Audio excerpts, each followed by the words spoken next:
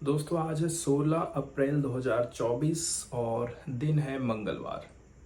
आज की the Hindu newspaper का हम एनालिसिस करने वाले हैं। सबसे पहले एडिटोरियल वाले हिस्से की तरफ जाएंगे और दो एडिटोरियल को डिस्कस करेंगे। बड़े बड़े आर्टिकल है ये। पहला आर्टिकल हम देखने वाले हैं, आर्कटिक क्षेत्र में भारत ने अपने कुछ वैज्ञानिक रिसर्च स्टेशन बना के रखे। और इस बार तो ऐसा हुआ है, पहले हम गर्मी के मौसम में जाते थे वहां पर खोजबीन करने के लिए, रिसर्च करने के लिए। आज के समय में हम ठंडी के समय में भी वहां पर जा रहे हैं और रिसर्च करेंगे। अब इस जगह पर हम डीप सी बेड माइनिंग करने वाले हैं। इसका मतलब ये है हम वहां से कुछ महत्वपूर्ण धातुओं का निष्कर्षण करेंगे। हो सकता है हमें तेल मिल जाए, गैस मिल जाए, तो उसका भी हम वहां से निष्कर्षण करेंगे जितना हमारे जुरिडिक्शन वाले क्षेत्र में आता है। अब इसका एनवायरनमेंट के ऊपर क्या प्रभाव पड़ सकता है, नॉर्वे के साथ हमारे क्या रिलेशनशिप हैं और अदर कंट्री के साथ में हमारे रिलेशन कैसे हैं, क्या खराब हो सकते हैं, क्या नॉर्वे हमें फर्दर सपोर्ट करेगा कि नहीं करेगा। इसके अलावा आर्कटिक क्षेत्र में भारत ने अपने जो रिसर्च स्टेशन बनाए हैं उसका क्या इतिहास रहा है, इसके ऊपर भी यहाँ पर चर्चा होती है। अगला जो आर्टिकल हम देखने वाले हैं वो डाटा प्रोटेक्शन बिल से रिलेटेड है। डाटा प्रोटेक्शन बिल के अंतर्गत नॉर्मली देखा जाए ना, क्या चीज दिखाना है, क्या नहीं दिखाना है, किसको रोकना है, किसको पब्लिश करना है, ये वाला अधिकार सरकार ने अपनी मुट्ठी में ले लिया है। इसका मतलब ये हो गया है, यदि कोई पत्रकार है, सरकार के विरोध में कोई बात करता है, नेता लोगों देखो कितना कितना खर्चा कर रहे हैं, हमारे टैक्स के पैसा ले लेकर के पता नहीं कौन कौन से शौक पूरे किए जा रहे हैं, चुनाव में गलत तरीके से चुनाव प्रचार में हमारा पैसा लग रहा है। ये सारी चीजों के बारे में यदि कोई पत्रकार उल्लेख करता है तो इस न्यूज को रोकने की पावर आ गई है आज के समय में किसके पास में, केंद्र सरकार के पास में, डेटा प्रोटेक्शन बिल के माध्यम से। तो राइटर का कहना है डेटा प्रोटेक्शन बिल से किस प्रकार से आज के समय में पत्रकार लोगों को खतरा हो गया है, क्योंकि डेटा प्रोटेक्शन बिल में अब इन लोगों को भी बाहर कर दिया गया है। अभी तक जितने भी डेटा प्रोटेक्शन बिल आए थे ना, उनमें सब में कहना चाहिए डेटा प्रोटेक्शन बिल के अंतर्गत पत्रकारों को थोड़ा ना थोड़ा राइट्स मिला था, लेकिन इस बार उन्होंने इनको बिल्कुल भी बाहर कर दिया है।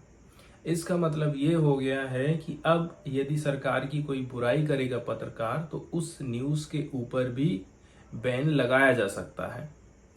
इस प्रकार से डेटा प्रोटेक्शन बिल के क्या क्या और भी कॉन्सिक्वेंसेस हो सकते हैं, इस आर्टिकल में हम आगे चर्चा करने वाले हैं।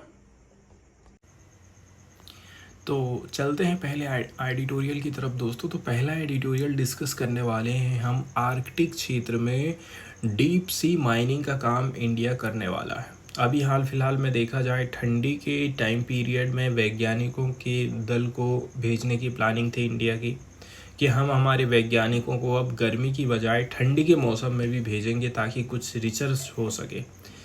एक फ़ायदा ये भी रहता है वहाँ पर कि हमारे क्षेत्र में, हमारे जुरिडिक्शन में जितना भी एरिया आ रहा है, उस एरिया में कहीं कोई यदि हमको नेचुरल रिसोर्सेस मिल सकता है तो हम उसको निकालेंगे। साथ ही साथ बोला जा रहा है कि अब इस एरिया तक जाने के लिए एक नया रूट तैयार हो रहा है, तो इस नए रूट के माध्यम से अपने ट्रेड को बढ़ावा देगा इंडिया।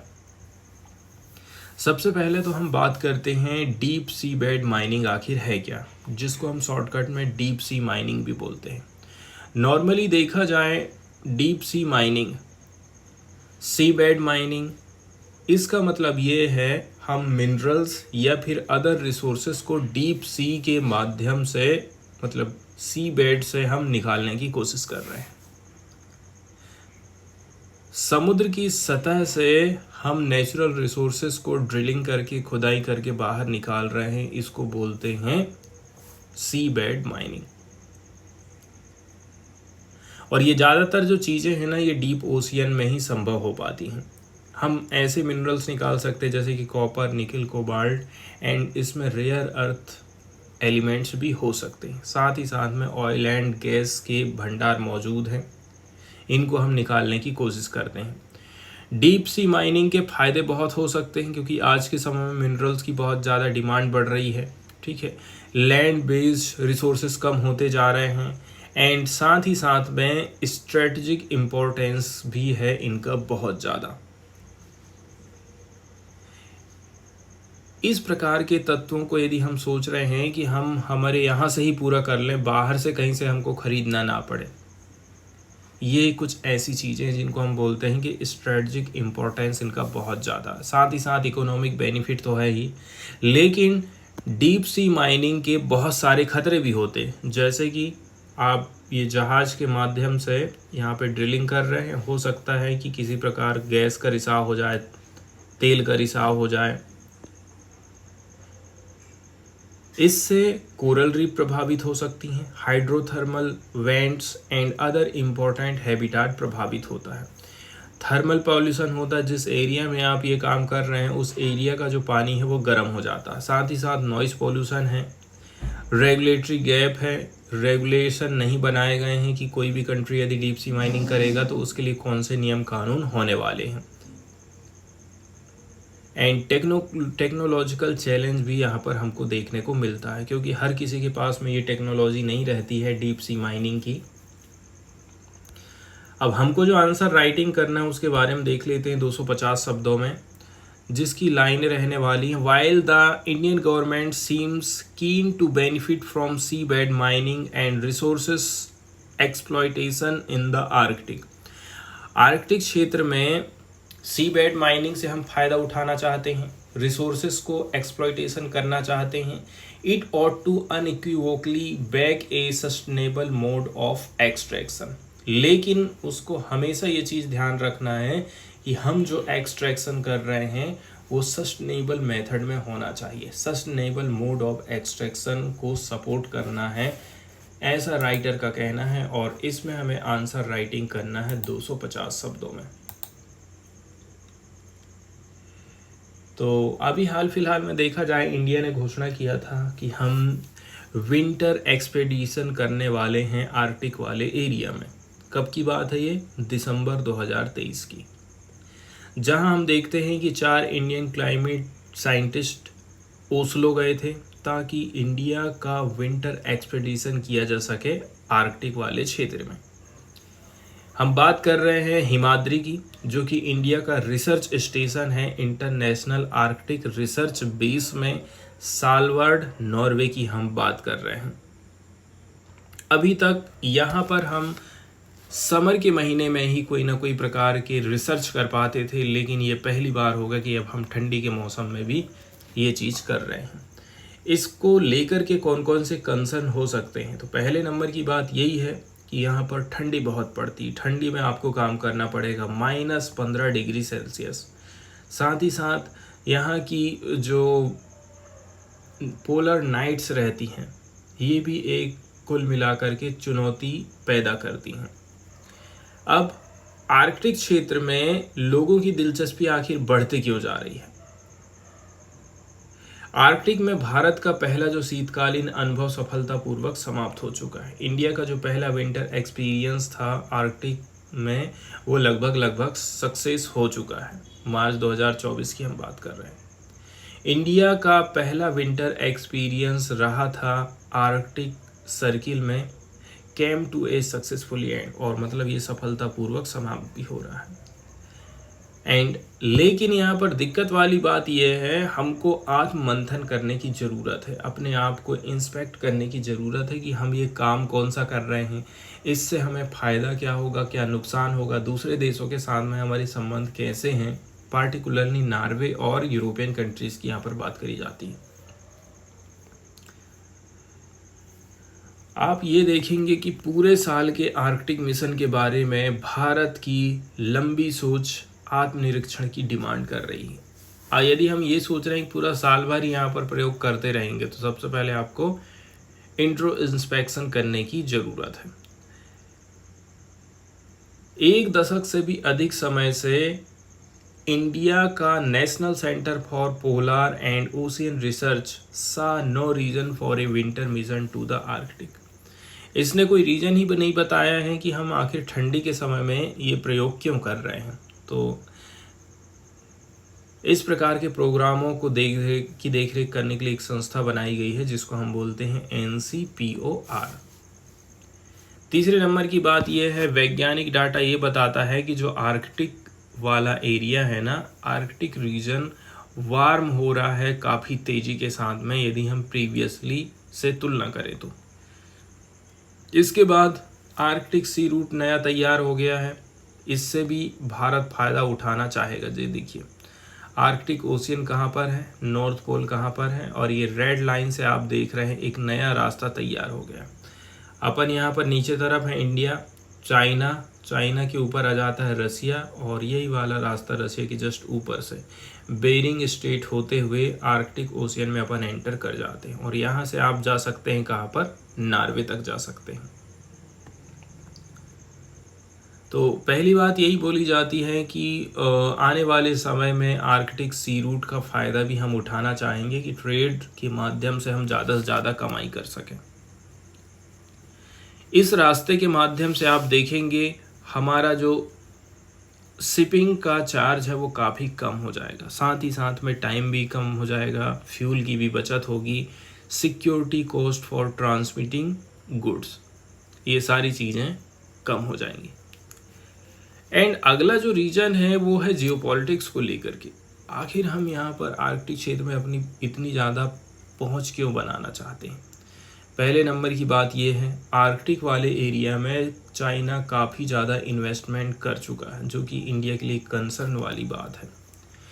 साथ ही साथ में आप देखेंगे रसिया का डिसीजन रहा था to grant China expanded access to the northern sea route has depend this NXT। साथ ही साथ में एक चीज़ और ये है कि रसिया और चाइना की जो मित्रता है ना वो और भी ज़्यादा बढ़ते जा रही है। एग्जाम्पल के तौर पर रसिया ने ये डिसीजन लिया है कि हम चाइना को एक्सेस दे रहे हैं नॉर्दर्न सी रूट का, और ये भी एक रीजन है जिसके चलते चलते इंडिया अपने पैर आगे बढ़ाना चाहता है।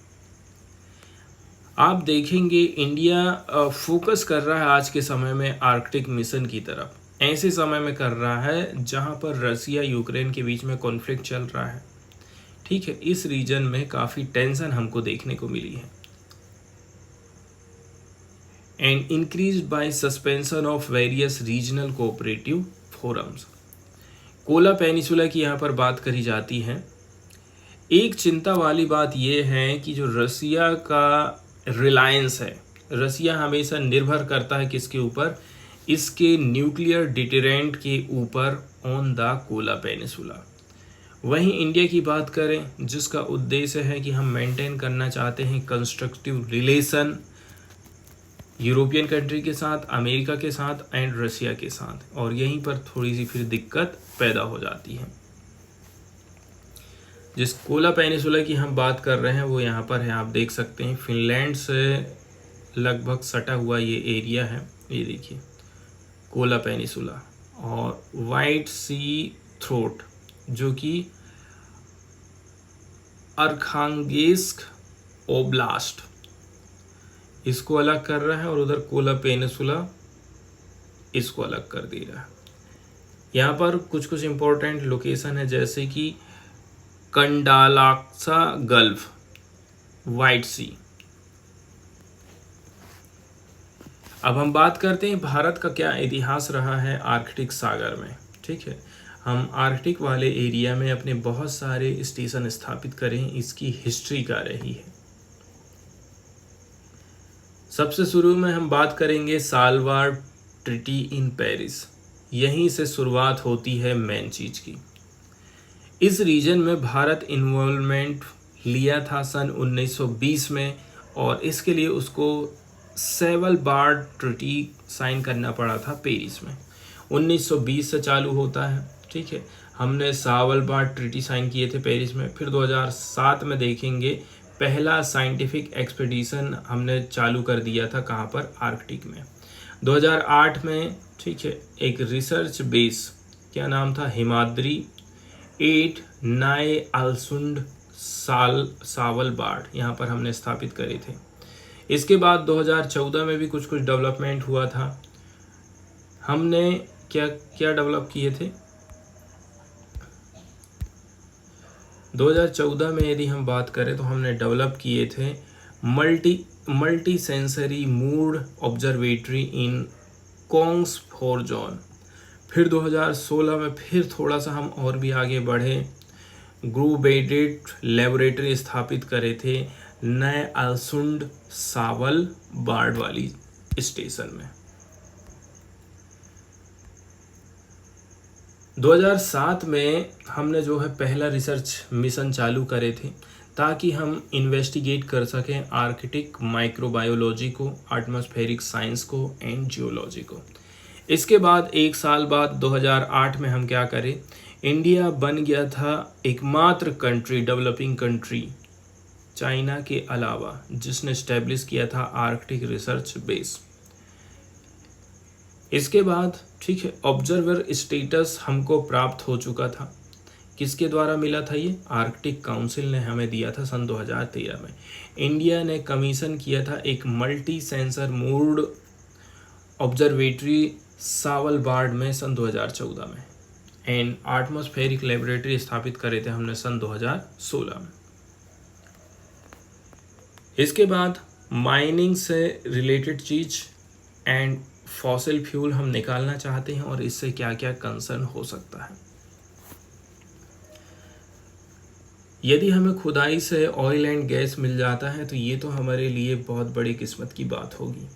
ठीक है, ऑयल एंड गैस का हम एक्सप्लोरेशन करना चाहते हैं, माइनिंग करना चाहते हैं, लेकिन कुछ लोग वार्निंग दे रहे हैं हमको कि इसका पर्यावरण के ऊपर खतरा पड़ सकता है।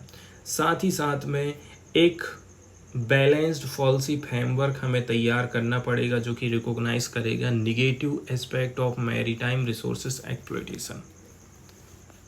हमको ये भी देखना है कि यदि हम मैरीटाइम रिसोर्सेज एक्सप्लॉयटेशन कर रहे हैं, समुद्र से खनिज तत्वों को निकाल रहे हैं, तो उसका निगेटिव असर भी पड़ता है। आगे कोलैबोरेशन को लेकर के क्या क्या चांसेस हैं? हाल फिलहाल में देखा जाए नॉर्वे एंड इंडिया के जो रिलेशनशिप है ना, अच्छे रहे हैं। नॉर्वे आज के समय में आर्कटिक काउंसिल की जो बैठक है उसको चेयर करने का काम करता है और इसकी टाइज इंडिया के साथ में काफ़ी बेहतर है। वहीं यदि हम 1980 के दशक की बात करें, दोनों ही कंट्रीज ने काफ़ी कोलैबोरेशन किया है ताकि इन्वेस्टिगेट किया जा सके आर्कटिक एंड अंटार्कटिका वाले क्षेत्र में क्या क्या चेंजेस आ रहे हैं एंड इसका साउथ एशिया के ऊपर क्या असर पड़ रहा है। बहुत सारे लोग ये भी कहते हैं कि नॉर्वे और इंडिया की जो पार्टनरशिप है ना, इसके चलते चलते ग्रेट इंडियन पार्टिसिपेशन होने वाला है आर्कटिक काउंसिल की वर्किंग ग्रुप में, एंड ये दोनों कंट्री मिलकर के टैकल करेंगे कुछ कुछ इशूज़ को, जैसे कि ब्लू इकोनॉमी है, कनेक्टिविटी है, मैरीटाइम ट्रांसपोर्टेशन है, investment and infrastructure and responsible resource development के ऊपर फोकस होने वाला है। क्लाइमेट चेंज को भी हमें ये देखना है कि आज के समय में क्लाइमेट चेंज के चलते चलते आर्कटिक वाला जो एरिया है कितना ज़्यादा प्रभावित हो रहा है। तो ये सीधे सीधे आर्कटिक रीजन को प्रभावित कर रहा है, साउथ एशियन मानसून को प्रभावित कर रहा है, एंड इस प्रकार के जो लक्षण है ना वो एक्सिलरेट होते जा रहे हैं टाइम के साथ में। इंडिया प्रेजेंट करता है एक ऐसी पॉलिसी को जिसके माध्यम से कोऑपरेट किया जा सके आर्कटिक कंट्रीज़ के बीच में आपस में ग्रीन एनर्जी के मामले में and green and clean industries के मामले में and responsible stakeholder credential, जो भाई रिस्पॉन्सिबल है उसकी पहचान करना। वहीं डेनमार्क एंड फिनलैंड की बात करें एग्जाम्पल के तौर पर, इंडिया का इनके साथ में भी काफ़ी अच्छा कोलैबोरेशन रहा, जैसे कि waste management, pollution control, renewable energy, green technology. Bharat Finland और डेनमार्क जैसी कंट्रीज से बहुत सारी टेक्नोलॉजी सीख रहा है।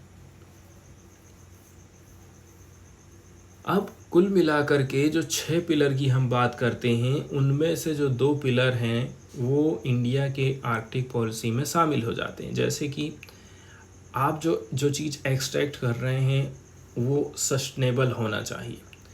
साथ ही साथ में नॉर्वे के साथ में हमारी जो पार्टनरशिप है वो बढ़ती जाएगी।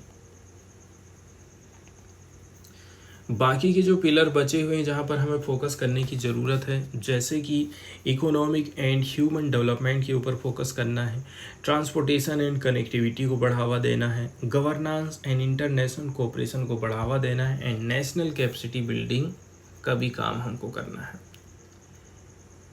अब कुछ काम हम ऐसे करें और उन कामों में नॉर्वे हमारी थोड़ी सी मदद कर दे। जैसे कि यदि इंडिया चाहता है कि मुझे यहाँ पर इकोनॉमिक अपॉर्चुनिटी खोजना है आर्कटिक क्षेत्र में, तो नॉर्वे इस मामले में क्या काम करेगा, सस्टेनेबल पॉलिसी तैयार करेगा that accommodate the need of both the scientific community and industry, जो कि इंडस्ट्री की भी बात को मानेगी और लोगों की भी ज़रूरत को पूरा कर पाएगा।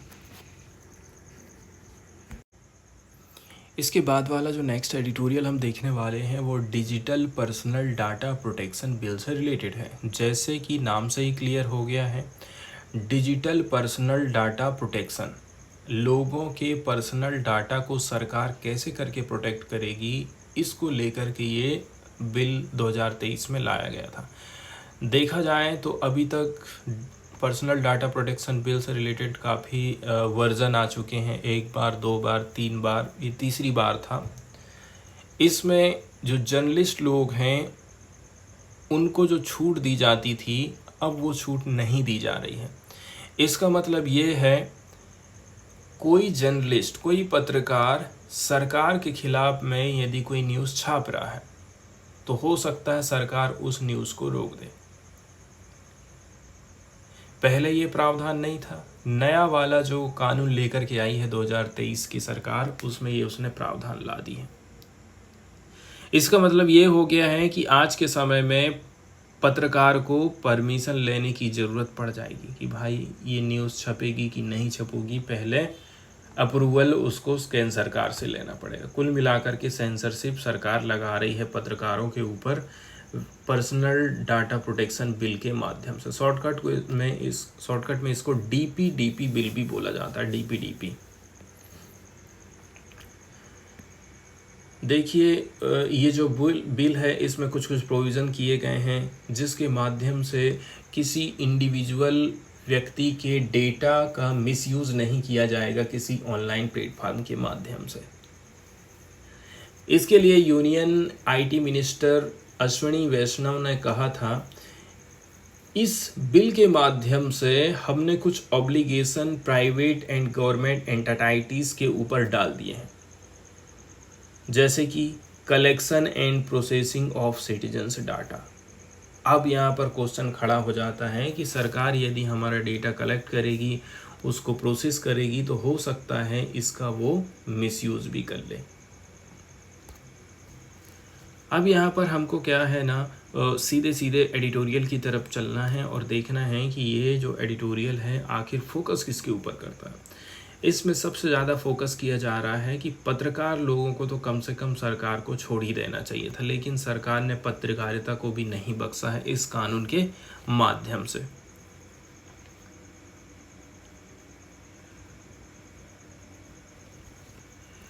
प्रोविज़न ऑफ लॉ की बात करें, इसमें कौन कौन से प्रोविज़न किए जाते हैं, तो ये जो कानून है मुख्यतः बनाया गया है based on user giving consent for the processing of their personal data. Particularly ये जो कानून उन लोगों के लिए है जो कि मेरे डाटा के इस्तेमाल के लिए किसी भी वेबसाइट को हम कह दे रहे हैं हाँ आप यूज़ कर सकते हैं मेरे डाटा का। इसमें कुछ बेसिक राइट भी दिए गए हैं, जैसे कि डेटा को मिटा सकना, डेटा को डिलीट कर देना, एंड कुछ कंपनीज़ के ऊपर ऑब्लिगेशन भी डाले गए हैं, एंड एस्टेब्लिश करना एक complaints body for grievance redress. शिकायत का हल करने के लिए आपको एक संस्था बनाना पड़ेगा, आपको एक ऑफिस खोलना पड़ेगा, वहाँ पर ऑफिसर को बैठाना पड़ेगा जो कि लोगों की समस्याओं को सुनेगा आप जब हेल्पलाइन में कॉल करेंगे तो।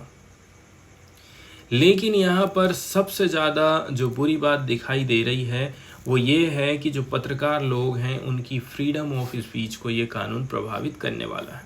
नॉर्मली देखा जाए अभी तक जितने भी डाटा प्रोटेक्शन बिल आए थे उसमें जर्नलिस्ट लोगों की एक्टिविटीज़ को बाहर कर दिया था प्राइवेसी ऑब्लिगेशन के अंतर्गत।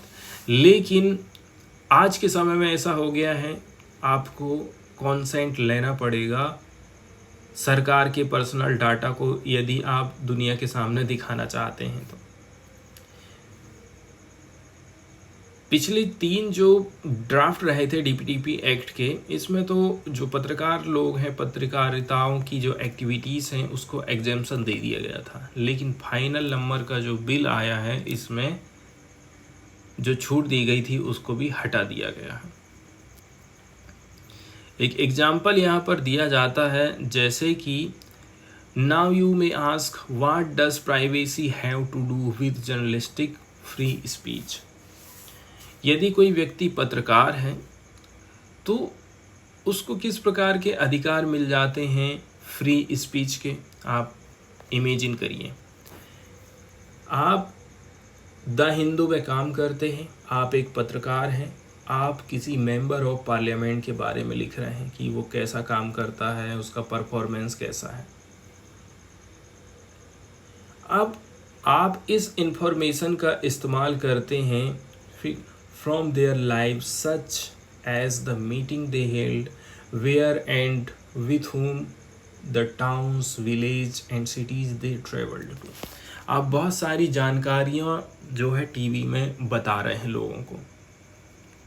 क्या वो प्राइवेट जेट का यूज़ कर रहे हैं, क्या वो चार्टर्ड प्लेन का इस्तेमाल कर रहे हैं, एंड उनका फाइनेंशियल बैकग्राउंड क्या है, and also investment made by there close family member. क्या कहीं उनके फैमिली मेम्बर को तो आप फ़ायदा नहीं दिला रहे हैं। ऐसे क्वेश्चन आप सॉल्व करने की कोशिश करते हैं। इस प्रकार की जो जानकारी है, इंफॉर्मेशन है, पब्लिक डोमेन में रहना बहुत ज़्यादा ज़रूरी है एंड इसके ऊपर काफ़ी रिसर्च करने की ज़रूरत है। All this information about MP is their personal data. लेकिन आप ये ध्यान में रखिए कि ये जो जितनी भी जानकारी आप उठा रहे हैं ना, ये उनका पर्सनल डाटा है, ठीक है, जिसको उसने प्रोटेक्ट करके रखा है DPDP एक्ट के माध्यम से। लेकिन कोई भी व्यक्ति, कोई भी पत्रकार, वो ये जो चाहता है कि हम इस डेटा का इस्तेमाल करें, will have to get their consent before publishing the story। अब कोई भी पत्रकार, ठीक है, अब वो ये सोच रहा है कि मेरे पास में ये डेटा है, अब मैं इसको पब्लिश करने के पहले मुझे किसी की सहमति लेने की ज़रूरत पड़ जाएगी। ये कैसी बात है।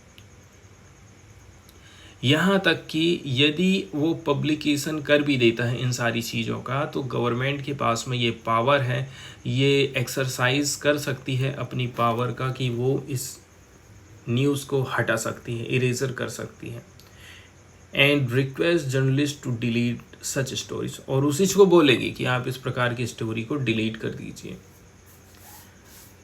एंड मेन बात इसमें ये है कि कॉल फॉर इंफॉर्मेशन की जो पावर है वो सरकार के पास में ही है।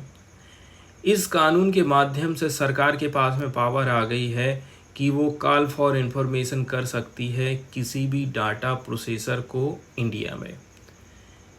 ये चीज़ सीधे सीधे असर डालने वाली है कि जो पत्रकार लोग हैं must maintain for their sources and research document. इसका मतलब ये है कि आपको भाई अपनी चीज़ों को मेंटेन करके चलना पड़ेगा। लेकिन यहाँ पर दिक्कत फिर वही हो गई है कि यदि मैं कोई भी चीज़ को पब्लिश करना चाहता हूँ तो मेरे को जो है परमिशन की ज़रूरत है, and government to call for information would likely impede a journalist ability. और ये चीज़ सीधे सीधे पत्रकारिता को प्रभावित करने वाली है। तो आखिर क्या चीज़ हमें करना चाहिए एंड किस चीज़ की हमें ज़रूरत है, कौन कौन से चेंजेस हमें लाने की ज़रूरत। सबसे पहली बात तो ये है, एक ट्रांसपेरेंट पब्लिक कंसल्टेशन प्रोसेस होना चाहिए किसी भी कानून के ऊपर। मतलब open and transparent public consultation model अपनाने की ज़रूरत है। तीसरे नंबर में आपको ये भी ध्यान रखना है कि पब्लिक डोमेन में यदि आपने कोई चीज़ रखे हैं कि भाई आप अपने सुझाव भेजिए, तो उन सुझावों को एक्सेप्ट करना भी बहुत ज़रूरी हो जाता है।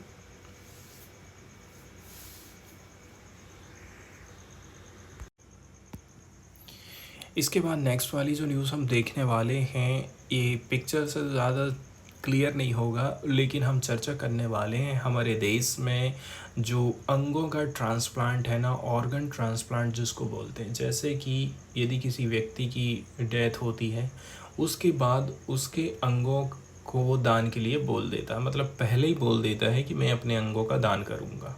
आँख, ठीक है, या फिर और भी कोई हार्ट है, किडनी है, ये सब यदि वो दान करना चाहता है तो कर सकता है। लेकिन दान करने से रिलेटेड चीज़ें काफ़ी जटिल होती हैं, ठीक है। एक तो टाइम पीरियड में, पार्टिकुलर टाइम पीरियड में आपको ये काम करना है, ठीक है। इसके अलावा उस व्यक्ति को भी आपको थोड़ा सा जांच पड़ताल करना पड़ेगा जिसको आप ट्रांसप्लांट करना चाह रहे हैं।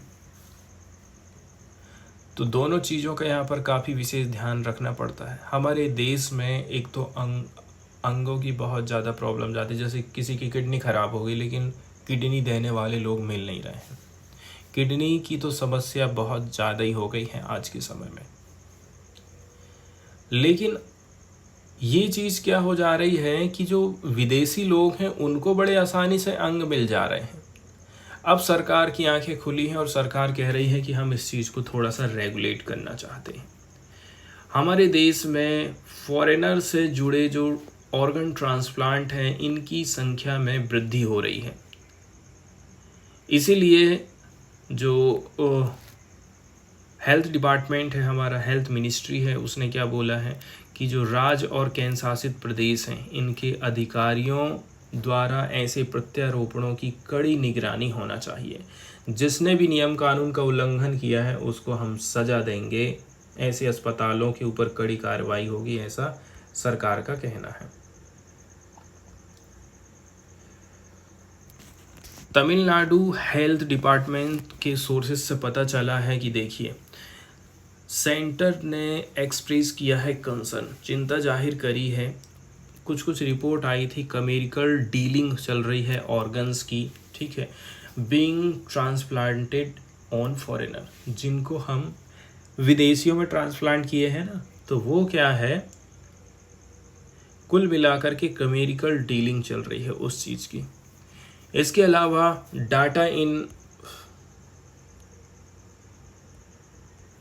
अलावा बोला जा रहा है, data in the registry of national organ and tissue transplant organisation revealed the substantial increase in foreign national getting organ through private hospital.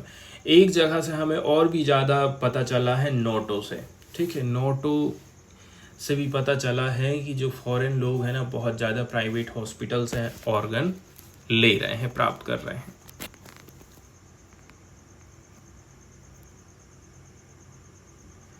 तो देखिए, जो director general of health service Atul Goyal हैं, उन्होंने लिखा है director of medical education, director of health services of all state and union territories को कि आप जो है दिशा निर्देश जारी करिए, एप्रोप्रिएट अथॉरिटीज़ को अपॉइंट किया गया है under the transplantation of human organ and tissue act थोटा 1994 के अंतर्गत।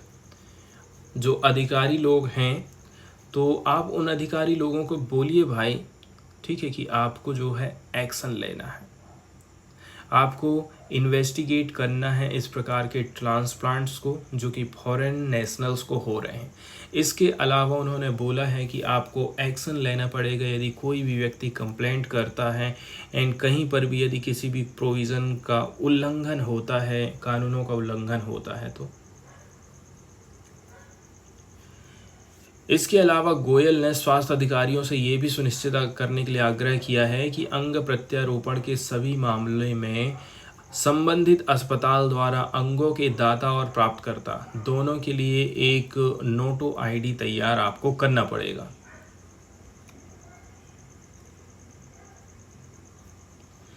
वहीं यदि देखा जाए इस प्रकार से जो कमेरिकल डीलिंग है, इसको रोकने के लिए स्वास्थ्य मंत्रालय ने इस साल फरवरी में विदेश मंत्रालय को अंग प्रत्यारोपण के लिए कई विदेशी नागरिकों के भारत आने और वीज़ा नियमों के उल्लंघन करने की संभावना के बारे में भी अलर्ट किया था।